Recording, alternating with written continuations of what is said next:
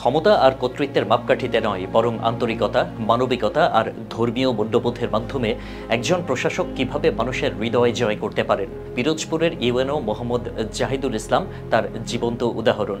গত শুক্রবার অর্থাৎ 25শে এপ্রিল একতার হাটবাজার নামে মসজিদে জুমার নামাজের খুতবা দিয়ে তিনি শুধু মুসল্লিদেরই নয়, সামাজিক মাধ্যমের লক্ষ মানুষের মনও জয় করেছেন। অন্যান্য দিনের মতো সোহাগ দল ইউনিয়নের একতার হাটবাজার পরিদর্শনে গিয়েছিলেন ইউএনও জাহিদুল ইসলাম।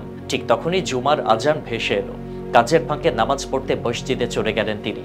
কিন্তু সেখানে গিয়ে তিনি শুধু নামাজই পড়লেন না, বরং মুসল্লিদের সামনে দাঁড়িয়ে এক আবেগঘন খুতবা দিলেন, যা এলাকাবাসীর হৃদয়ে গভীর ছাপ রেখে গেছে। নামাজের আগে তিনি সমাজে শান্তি ও শৃঙ্খলা বজায় রাখতে ইসলামের শিক্ষা এবং দেশের আইনের গুরুত্ব নিয়ে আলোচনা করেন। তার কথাগুলো ছিল শুধু বক্তৃতা নয়, বরং এক আন্তরিক আবেদন সবাই যেন ধর্মীয় ও নৈতিক মূল্যবোধকে জীবনের অঙ্গীকার করে। খুতবায় তিনি শিশুদের ধর্মীয় শিক্ষার অবহেলার দিকে সকলের দৃষ্টি আকর্ষণ করেন। তিনি অভিভাবকদের অনুরোধ করলেন, সন্তানের আধুনিক শিক্ষার পাশাপাশি ধর্মীয় মূল্যবোধও যেন তারা শেখায়। সেদিন সন্ধ্যায় তার খুতবার ভিডিও ও ছবি ফেসবুকে ছড়িয়ে পড়ে। মুহূর্তেই তা ভাইরাল হয়ে যায়।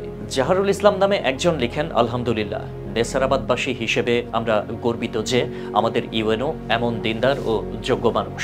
প্রশাসনিক দায়িত্ব পালনের পাশাপাশি মসজিদে খুতবা দেওয়া সত্যি অনন্য।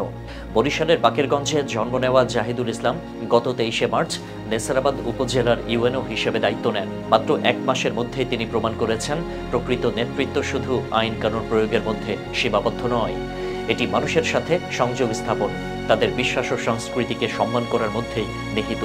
নেতিবাচক খবরের এই যুগে তার এই গল্প আমাদের মনে করিয়ে দেয়, এখনো ভালো মানুষ, ভালো নেতা আছেন, যারা শুধু পদে নয়, মানুষের মনে জায়গা করে নেন।